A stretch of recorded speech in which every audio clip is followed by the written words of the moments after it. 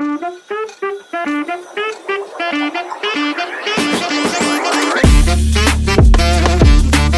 right, so get this. Okay, what if, and this is wild, but what if I told you that making the switch over to hydrogen-powered cars could actually maybe lead to more rain? More rain. Yeah, more rain. That's what we're kind of diving into today.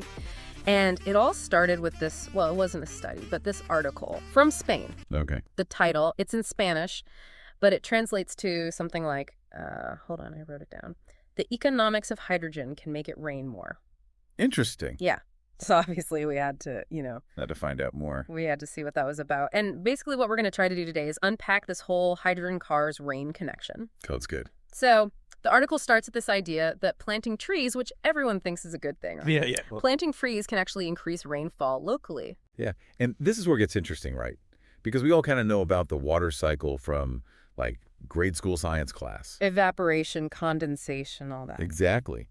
But, and this is what I found cool, the article, it kind of points out how we might be influencing this natural process in ways that we don't always think about, Oh, totally. And they had this one stat, I wrote it down, it said that only about 10% of the water that evaporates from the ocean actually makes it to land as rain.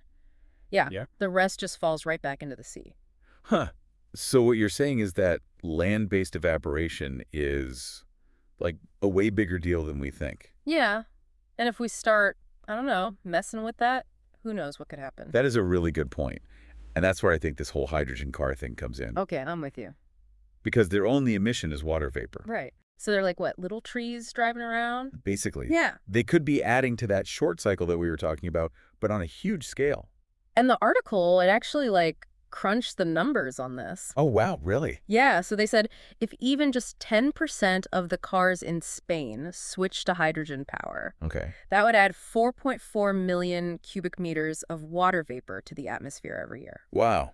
Okay, that's a lot. It's a lot of extra trees, is what it is. It is a lot of trees. And, Yeah. this article, it definitely got me thinking about a lot of things. But, to be fair, it's not like more water vapor automatically means more rain. Right. Weather systems are, crazy complicated. Oh, yeah, for sure. So there are a ton of factors at play.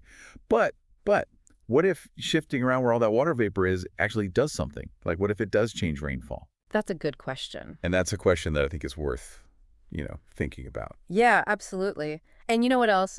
This article mentioned this company, Lean Hydrogen. Lean hydrogen. Yeah, they basically they specialize in hydrogen projects. And I did a little digging, and they haven't really said anything about, any weird rain stuff happening because of their work. Right. But it does show that this technology, it's out there. People are taking it seriously. For sure. And this is all to say that even changes that seem positive on the surface, like clean energy, right?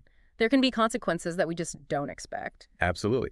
I mean, imagine a world where almost all cars are hydrogen powered. Okay. What happens if these little, localized rain patterns start changing all over the place? What would that mean for, I don't know, growing food or roads and bridges or even just plants and animals? Yeah, you don't really think about that. We don't. It's kind of wild when you do, though. Yeah, it is. Well, that's about all the time we have for today's deep dive. It was a good one.